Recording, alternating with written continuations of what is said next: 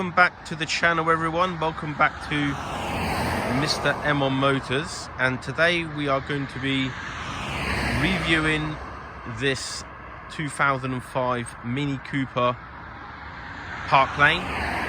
This is my sister's car, and she's had it for about 2 years now, and so we're going to have a look at the exterior of the car.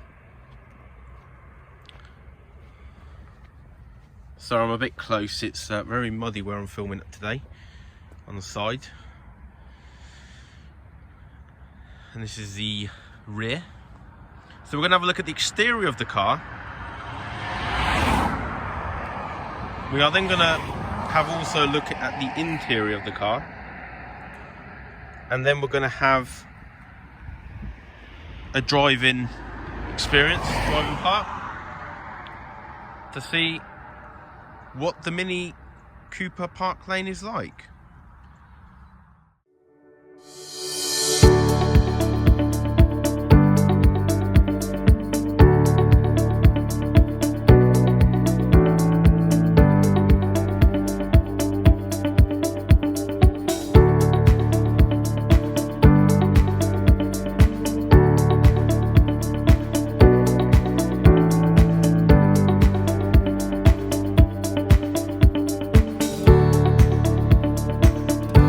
We have it then, the front of the Mini Cooper Park Lane. What I love about this car is they've tried to keep the originality of the original 1960s Mini, with the round headlamps, as you can see there, and this lovely grille. Really trying to keep the lines as well flowing, and it's a very, for my opinion, it's quite a cute looking face. Sorry about that. Quite a cute looking face with lots of character, and again those nice curving lines that they've used, you know, to swoop the body down and just around the headlamps there, really brings that originality.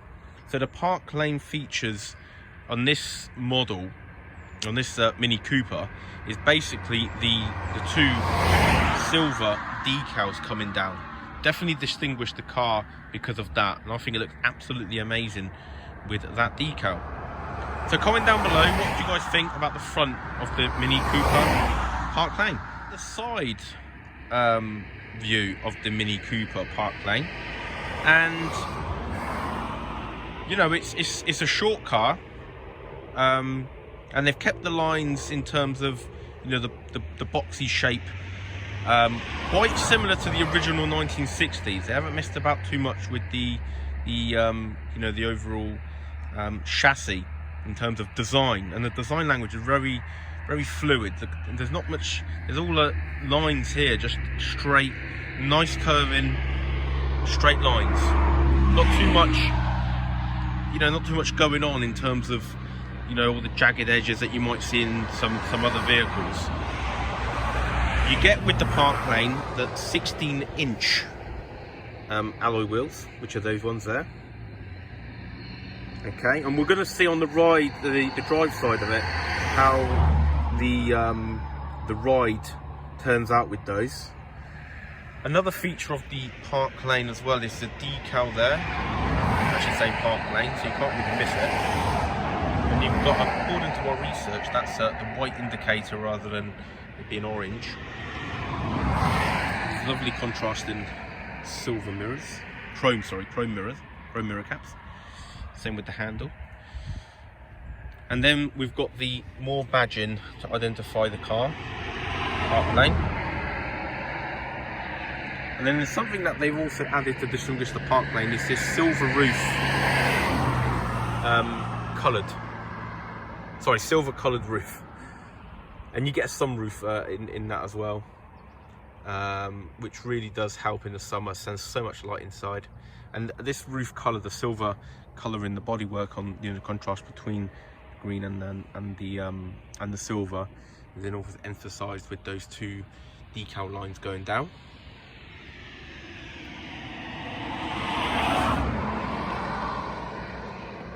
It's 3/4 view. I love 3/4 views. There you go. And again, the shape, you know, it's quite low. It's quite low to the ground, so that promises a sporty ride.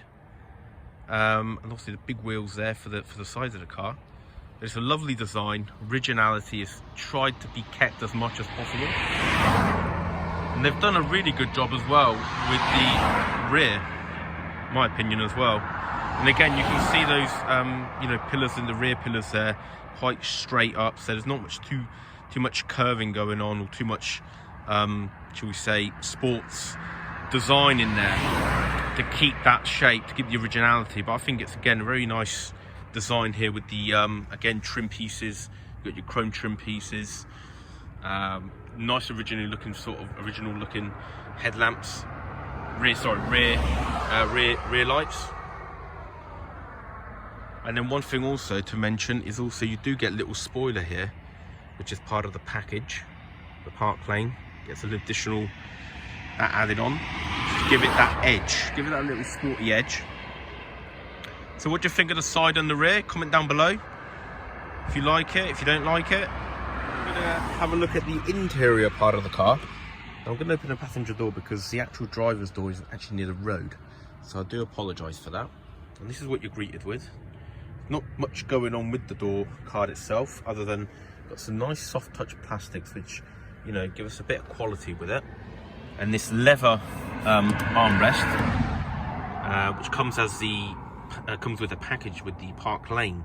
And then there is a bit of storage there, but there's not really much that you can put there, other than some stuff. And the accessibility can be a little bit difficult because there's not much room, but other than that, it's fine. And then you've got obviously your speakers. What I do love, and I might, sorry, just pan down, is this lovely kick plate there saying park lane. So it's door sill, which gives it a lovely added feature. And then you get these beautiful looking sport seats finished in this lovely leather, which comes as part of the park lane package. So lovely seats, and we'll be sitting in them soon, see how they get on. And then just inside, that's another nice little detail as well. It's got a sort of leather effect, sort of handbrake. And then just panning, you got your gears, gearbox, so your gear lever, and you've got all the controls there. You've got little switches there for your window operation, climate control, all that sort of stuff there. Your CD player, which goes back in those days. And then this is my favourite, the big speedo in the middle, with all your information, other bits and bobs like your fuel gauge, temperature gauge. And then and actually the trim around that is the carbon fibre effect, which you also get part of the park lane package as well. I just forgot to mention also was the seat adjustable levers, and you've got these ones which go up and down, and then you've got that one that goes forward, and then you've also got the one for your you know, your backrest, and then your lumbar, only for the drop. No, actually you do get it for both, so you get the lumbar as well, which is again part of the, you know, the leather seat package that you get. We're going to now attempt to get in the rear. Just to mention, it's literally operated by that little lever there. It says actually press. It's quite funky. So let's have a look. Let's try and negotiate this. I'll say it's not the easiest to do, but once you're in, it's not too bad. Only problem is there's not much room for your legs, so I'm at my limit. Then the chair would go a little bit forward. I'll probably be just about okay in here for my height, and I'm about 5'7", so I'm not that tall, so I might struggle with shall we say, if you're a little bit you know, taller, but other than that, it's quite a cozy area, quite cozy cabin actually. Not much going on at the back though. I mean, you've got this cup holder, but there's only one, so if there's two of you in here, you're gonna have to fight for that. What I do love though is that you actually get this panoramic roof, which is really good, because in the summer you can, you know, bring the shade down like that, and you've got this lovely panoramic sunroof for the back. Now this is for the rear, and I think it's an amazing addition that Mimi have done doing this, because it just gives, you know, the car so much more light. And as you can see also by the window, it's massive. I mean, this is a huge window for the rear, bringing in lots of light, so you don't feel too claustrophobic in here. In terms of other features, well, there's not much else. You've got a storage bin here, which is quite good, and then I suppose somewhere to put your arm, and your speaker there as well. But other than that, that is it. So here we have the boot then, and 150 litres is what you get. So not massive amount of space, but something there. It's a laptop bag, 15-inch. One additional feature that you do get is that you get a 12-volt socket there, which is always handy.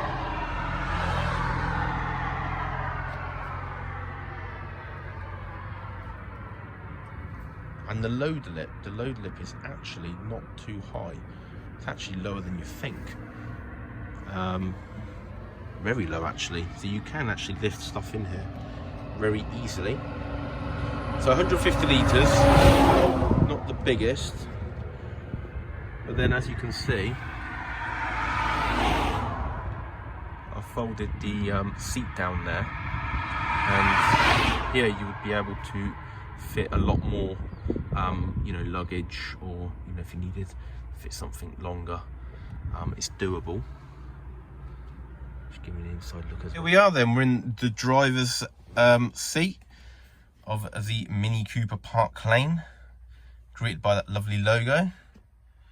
And this lovely steering wheel here, again part of the Park Lane package.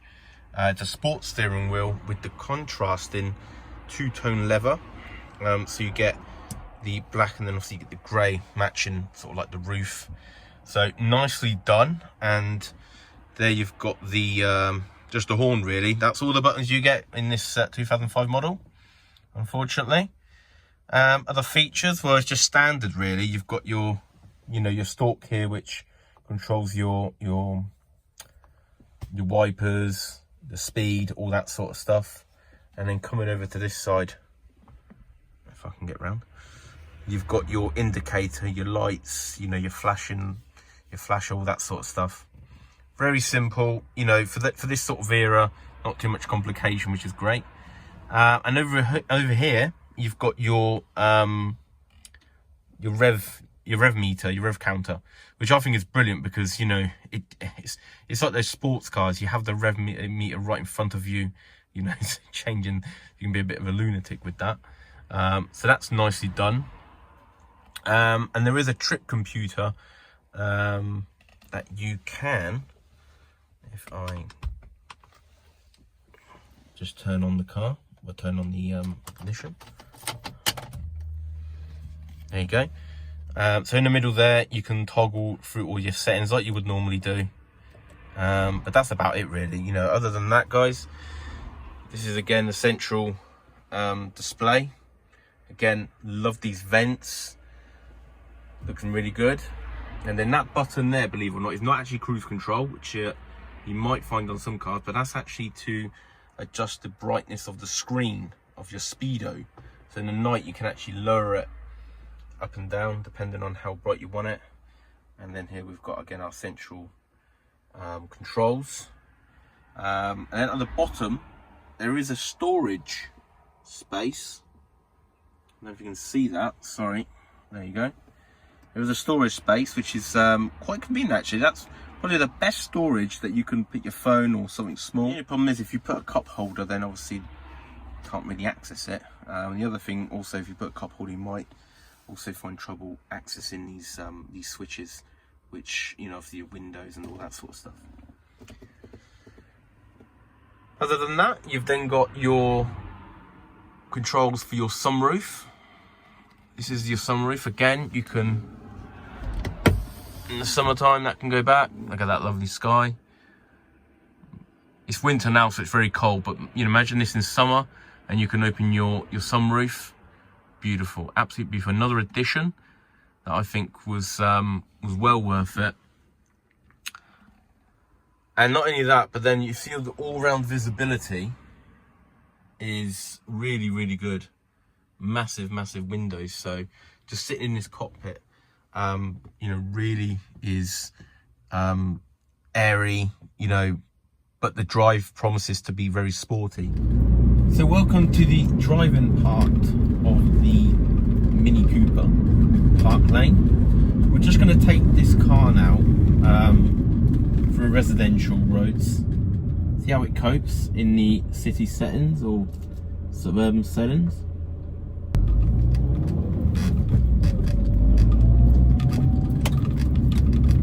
And so straight away, the size of the wheels do make a difference to the ride comfort.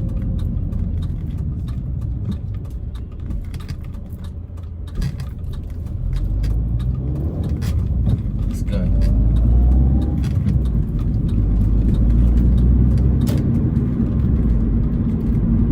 And also the stiffened suspension that we've got set up in this car does make the car a little bit bounce over the bumps, a bit like that one there. So it is a little bit stiff, so you do feel the bumps through the chassis, and that's the trade-off, unfortunately, that you get with the stiff suspension and the great handling. And you do sit quite nice and low here, which is really nice. It's definitely set up for that sporty driving, and it's does the job very well. The only problem is that over the bumps you are going to feel quite a lot of them because of that. So unfortunately that's a trade-off, and I think the 16-inch wheels, I suppose, doesn't help either. I think if you went for a 15-inch you might be a little bit better, but why are you buying a Mini? You're buying a Mini to have fun, right?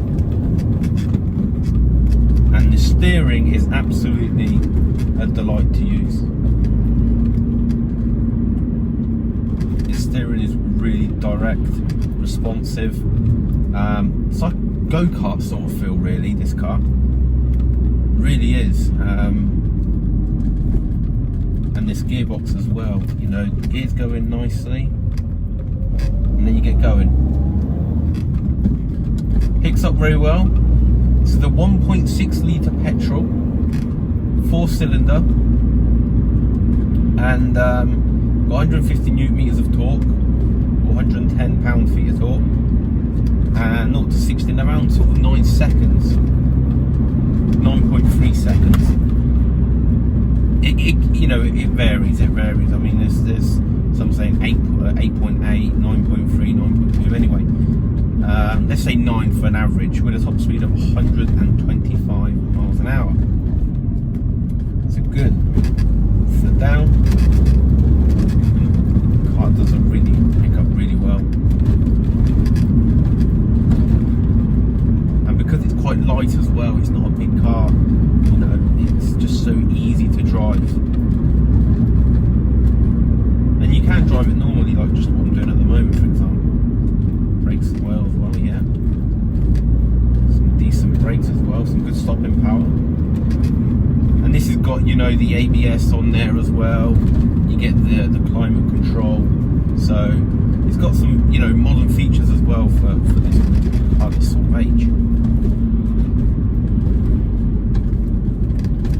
The other thing I love about this car is the visibility. Wherever I'm looking, there's not really a blind spot. Just at the back maybe, but even then that's not actually that bad. On the shoulders, just glass. The only thing is the ride, like I said before, does suffer a little bit because of the different suspension to make the car this sporty. You do get that trade-off. So if it's a nice smooth bit of tarmac, you're all right. We're now going to go and test the car on a bit more higher speeds, to the limit obviously that we can go. And I'm going to go around this corner. Well, I was going to go around the corner, but I'm going to go around the corner now. I'm going to try and carry a bit more speed around here, just to see how the car agile. And that is brilliant. This chassis it's quite a stiff chassis, so it's very direct. So now we're going to limit. And this car will go more than that, about 50 miles an hour at the moment.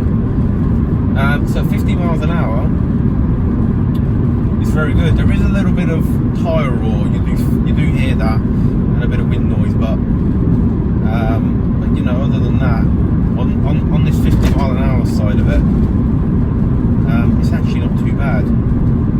The seats do a really good job, and they do really hug you. So there is definitely truth in the seats, built for sport, because I'm going around these corners at some speed, and they're really holding me in. The bolstering, it does hold you in, and the seat base as well. You don't really move about too much, which is really, really good. Engine just loves to go. Such a fun car to drive. I said yes, the trade-off is the ride comfort, unfortunately, but other than that, you know, the steering is so direct, it's fun to drive. Really enjoy this car. In terms of practicality, okay, you know, it's not as practical, and I don't think you buy this car for practicality. You can use the rear seats, but it would be for a very small journey for anyone really sitting at the back, because it is a bit cramped. But as a driver, love it, absolutely love it. Down the gears are so nice and easy to do.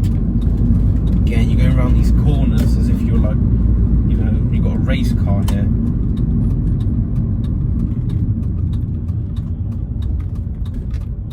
So in terms of tax, you're expecting to pay roughly about £240 in road tax per year, and insurance wise can be steep depending on your age. My sister, for example, I think in the beginning she paid about 700. Let's go. Natural speed limit and floor it. It picks up at 3,000 RPM, really low. Really nice little engine, really nice little engine. You can hear that engine.